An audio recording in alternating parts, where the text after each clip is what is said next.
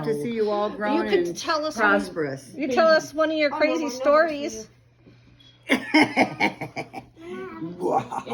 About that time when you stopped the child trafficking ring. Shut up. The child trafficking ring, yeah, in Rockford. And turned out that the officer was a Hawes, which was like a cousin that I never met. You never Yeah, you can tell that story. That's a really good one. That was a good story. Yeah. Have you heard that story? No. Okay, Oh. tell the I story. got lost at child trafficking. She Yeah. had a child trafficking ring when she was I was 17. the goody two shoes, right? I was the oldest, went to Catholic school, got a Are you forcing her to? And so I was the good write her girl. Story. I never, Mama said don't do, I didn't do. My sister Linda, the middle child, on the other hand, if Mom said don't go up to the ballpark, she'd sneak out after dark. If Mom said don't smoke a cigarette, well, I did that too. But that I did that so that I could belong to the Cool crowd.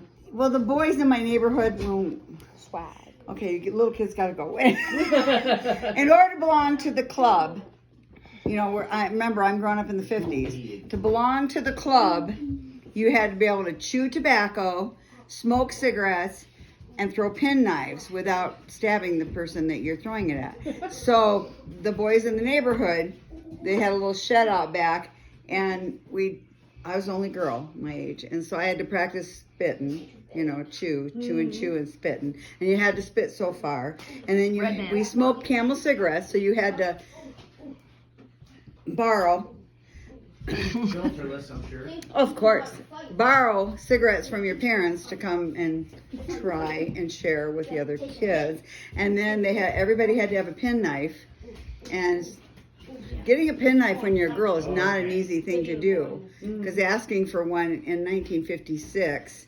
When I was 6 years old, why would you give your kid a penknife? Because I wanted to learn to whittle, right? Because there was that old guy on TV that would whittle, on Wagon Train, and so so that was kind of the story about that piece. But anyway, I did get into the club because I didn't get to throw the penknife, but I had to be brave enough to stand there. Because I was a girl, and let them throw pen knives at me, and let them land around me, like you've seen that in the circus Did you get stabbed? things. I never got stabbed. All those boys loved me my whole life. Yeah, they were nice They of all you. loved me my whole life, and really they were like all big brothers. But anyway, my sister ran away when she was about 15, 16 years old, which would have made me almost 19. So it would have been the summer of my 18th year. Yeah. And the person that she was spending time with, her name was Corin Minette. Corin Minette's mother was a drug dealer.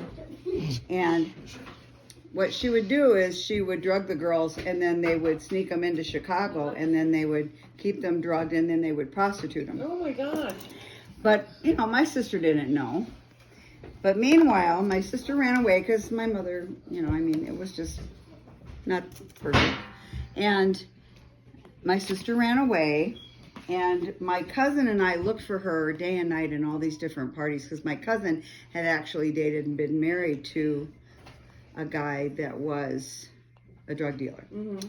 And he knew, and lots of money. So anyway, we looked for him. She knew the right people, and we went from party to party, house party, all these different places.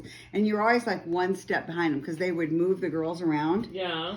And we were always like one step behind. And then one day I went over to Corin's house, and I went in. It's the first time I ever watched Sesame Street. I went in and sat there, and I had heard that she knew where my sister was. Mm-hmm. So I sat there all day. I wouldn't leave. I just sat in their living room. And I said, well, when you're ready to tell me, and this was like 3 days after my sister been gone, when you're ready to tell me where she's at, then I'll leave, But until then, I'm going to stay right here. I want my sister back. And the whole time, they had my sister drugged in the closet, and I had no idea. Oh my gosh. But I didn't know that till later. So meanwhile, my cousin and I kind of got like word of mouth, somebody said that they might be going to transport at this particular bowling alley this particular night. So we went to the bowling alley, and Corin was working, and she was kind of she would come in and then she had something to do with it. I wasn't sure exactly what her role was, but she had something to do with it. So we went into the bowling alley, and man, I was like harassing the crap out of her. You know, just like, where's my sister? I'm going to call the police if you don't leave me alone. This is my job. I don't care. Call the police. Do it. Let's go. Come on. Bring it on. Yeah. Come on, bitch. Bring me my sister. I want my sister, you know, and I knew this was my last opportunity before she ended up in Chicago and we wouldn't find her. Mm-hmm. And because I was dogging them so much, they hadn't gotten her out of the city yet. Because I was just one step behind. I hadn't slept. I lost my shoes somewhere. I don't even know where half the thing, you know, because I go from place to place. Anyway, this car pulls into the parking lot. And cop pulls in, and he's standing there talking, and he's like, who are you? What's your name? And a cute little Sherry, right? Mm-hmm. Little blondie, you know, and I'm like, oh, you know, my sister, I've been trying to find her, blah, blah, blah. And he's like, my maiden name is Hawes, Haws. And I went, Officer Hawes. I said, are you related to the Jerry Hawes or the Jim Hawes? Or, you know, because I said, I've never met you, you know. And we started shooting the crap, and then I was telling him the situation, and then he ended up staying and helping me. And then we were going car to car, rapping on the cars, because we said she's in one of these cars somewhere in this parking lot. The exchange is tonight. Yeah. They're moving her from one car and getting her into another, with some other people, and sending her into Chicago. Yeah. And we went car to car. This girl came out Corin came out through a hissy fit. We found her. Oh my God. He pried the trunk open, and she was there. Oh my God. In the trunk of this car. She was so drugged up, she was like almost dead. Oh my God. We had to take her to the emergency room, so they got an ambulance. We took her to the emergency room. I rode in the ambulance. Got her to the emergency room. They said that they didn't know what drugs she had been ingested, or whether it had been ingested or shot up or whatever. Yeah. And so they had us take her home and watch her closely, and they gave her some medicine. I laid on her chest all night long listening to her heartbeat. Oh my God. Because I was so afraid she was going to die, you know, and it was she got so mad at me. She got so mad at me for dogging her like that. And I never understood that she was addicted. And I never understood that. And it made me really vigilant, even with my own kids, over at drugs. Because this close, she was a spit away from being never being found again. Yeah. Sex trafficked in Chicago, absolutely craziness.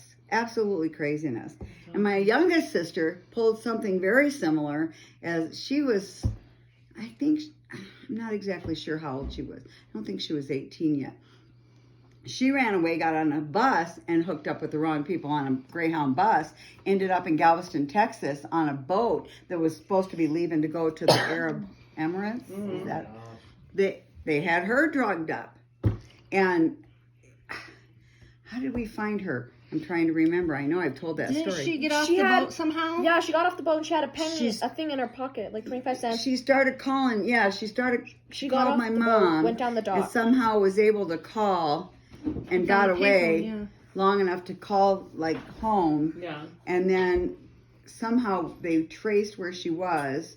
She gave information. She went to the police station. Your dad figured out where she was at, and then told her where the police station was, and then they went down and got her. And man, I was going about 110 on the interstate between Rockford and Chicago, which is about an hour and a half, 2-hour drive.